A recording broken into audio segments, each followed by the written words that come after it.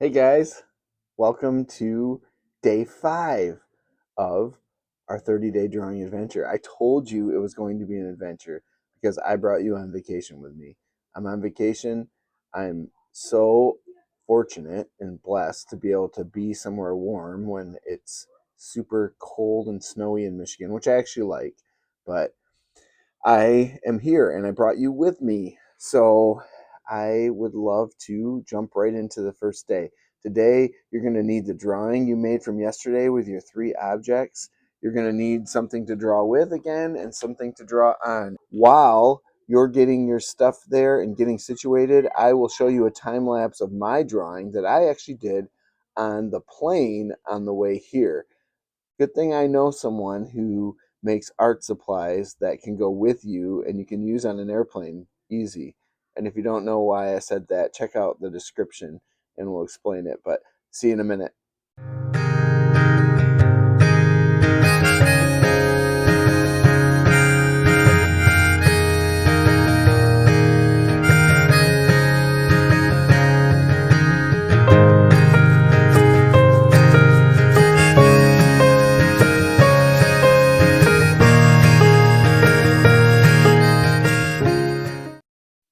Okay, here we go. Today we're going to talk about that drawing I just did, which I have right here on the plane where I drew 3 objects.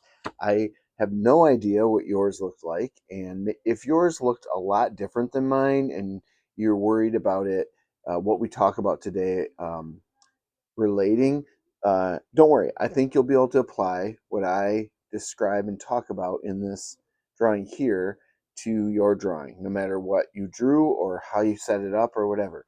And so, yeah, that's what we're going to do. We're going to talk about the first of those 3 things that if you really learn well and kind of learn how to see and how to um, work in your drawing with these 3 aspects, it'll go a long way for you doing great drawings. Well, let's go over the 3 first.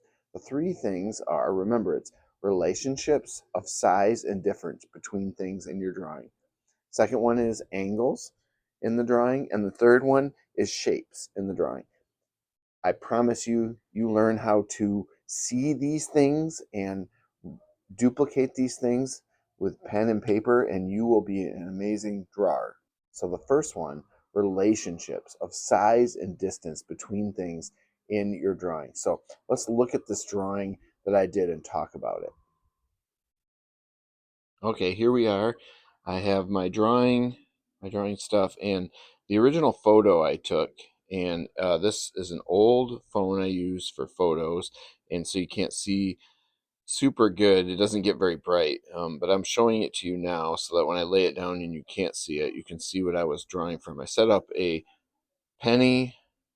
Here's a little ode to the penny, which is being discontinued in the United States.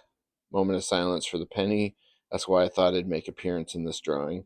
Uh, Next is a lime, one of my favorite fruits, and a coffee mug, one of my favorite things to have in my hand in the morning. Uh, Remember, I always said draw things you like, and so every time you draw something, it's an opportunity to try to add your own style or interest into it. So I'm going to set that down here. Like I said, you won't be able to see it very well, but you get the idea. So, and I'm going to try to tip this so that the angle is similar to the camera so that it doesn't distort it weird. And we can talk about some of these things. Now, this is, I remember I told you it was a 10 to 15-minute drawing. So, uh, this is a really quick sketch to try to get stuff in a drawing together. It's really scratchy. I used a pen. I'm not super comfortable drawing with fine point markers, actually, what I used. It's just not what I'm used to drawing with a ton. So, um, but anyways, here it is, and we're going to talk about these relationships between of size and distance between things. So what you're going to see here, and what I want to talk to you about, is how you're going to learn to use a unit of measure in your drawings. And what's a unit of measure? Well, a unit of measure is like an inch or a foot or a mile or whatever. And in a drawing, we don't have those. I mean, you can literally take out a ruler and use that. You don't always have a ruler with you, and I think there's another way to do it that works better for drawing anyways. And what I mean by a unit of measure is to find something in the drawing that you can use as a size comparison. And that's why I wanted you to put a coin in your drawing, because I'm going to use this coin as a unit of measure. And it's something in the drawing that you can take and you can say it's this big, and the lime is how many coins big, so you can get it right. And the cup is how many coins tall. In this drawing, you could just as likely use, for instance, this lime could be your unit of measure. You could also use something I've done before, like something like the inside of the mug handle is a nice size.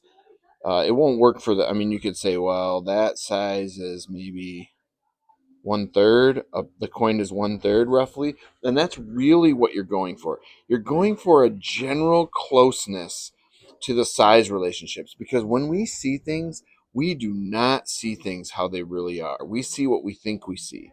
And so foreshortening is, there's a bunch of things, but perspective, foreshortening, a bunch of aspects of three-dimensional life, when you try to put it on a two-dimensional paper, mess with you. Here's a good example. I'm going to point at you with my finger. Well, that finger is about 1/5 or 1/6 as long, this one, as these fingers here. And you, that's a long finger, and you know it's a long finger. But you know what it is on this, in this image right here? It's a little circle. It's just a little circle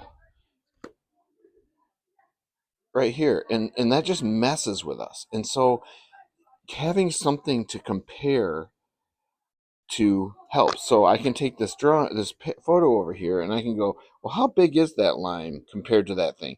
And I can literally measure. I can take a piece of paper next to it or my pencil, um, and I can like measure how big that coin is on the screen with my pencil lead, and then I can go 1, 2, 3. How many pennies is that lime? And how many pennies is that cup? And when I do that, when I draw the penny first, and I get the distance, the size of it right, um, then I go over here, I put the bottom of the lime, I measure up 1, 2, 3, 4 pennies. I can draw a 4-penny line at the top, and I know my lime circle has to be that high. And then the mug, it's a little different, but really not, because you can just go from the top of the lime to the top of the mug. And you can say, how many pennies is that? 1, 2, 3, 4, whatever it is. And I don't know how good a job I did. I think I actually got the scale of this off a little bit. And I'm leaving my mistakes in here just to show you how challenging this is. But I didn't really measure like I should have. I was just doing this. I'm doing all these kind of like they're you, and you don't know to do this yet. So, but what you can do is, we know that penny was about, you can do anything you want. You can literally use your fingers. That's what I do. Usually, that's what I do. If you use a pencil or a citing stick, you have to like hold it at the exact same. If you're drawing from real life, you have to hold it like at the exact same distance from your face, or at the end. A lot of artists use a citing stick by holding it at the end of their arm and putting their thumb, and then they have that measure like that. But on a photo, it's really easy because you can literally just do something like put the lead out on the pencil like this, which I got pretty close. And that lime is 1, 2, 3.5. And on here, I drew the penny. Now we're going to change this, because my drawing's a lot bigger than the photo. 1, 2, 3.5. Look at that. I actually kind of nailed it. Been doing this for a while. And now the top of the mug. I'm going to put that pencil back out. You guys literally can use a piece of paper, whatever, though. You don't need a pencil lead. This actually works kind of nice, but I'm going to put that back out to the same level, and it's in the drawing. The mug is 1, 2, 3, almost exactly 4 pennies. And so I'm going to, my new penny size in this drawing, everything's a little bigger. 1, 2, 3, 4. Yeah, see, I'm 4.5. I knew that mug. My mug's taller in this drawing than it is in the photo. So, um, but here's the principle. Find something in your drawing that can represent a unit of measure, key object, key distance, something in there, and use that to check and set your sizes of things in your drawing to help you. Now you don't have to do everything like the width of this mug or what I mean, it's just for general checking the relationships of sizes. You can use it for everything, but I'd like to challenge you not to just use it for height and then figure out your width. When we talk about angles, that'll come into play too. But for right now, you're just figuring out sizes of multiple things in drawing. A lot of times, the people will draw, a person in a drawing with a, you know, on a bridge with a bicycle or something. And to get these scales right, you have to have a way to relate one to the other. And finding a unit of measure is a great way to do that. I know this is your first exposure to it, so it's not going to come like naturally yet. It's going to be a little bit of work, but I promise you, you can learn to do this in a very quick and easy way to just as you lay out your drawings, as you lay them out and kind of establish where everything is. It really helps with that, and you can do it also for distances between things. Now, um, I'll talk a little bit about distance in here. Uh, but that basically, you can also use your unit of measure to kind of like set some distances around the edges, like your coin size. You can also uh, kind of let some of these things play together, the angles and the shapes, and we'll talk about those to kind of set some of those things. But because you're going to look for things like where does the mug, sorry, it's so hard to see this.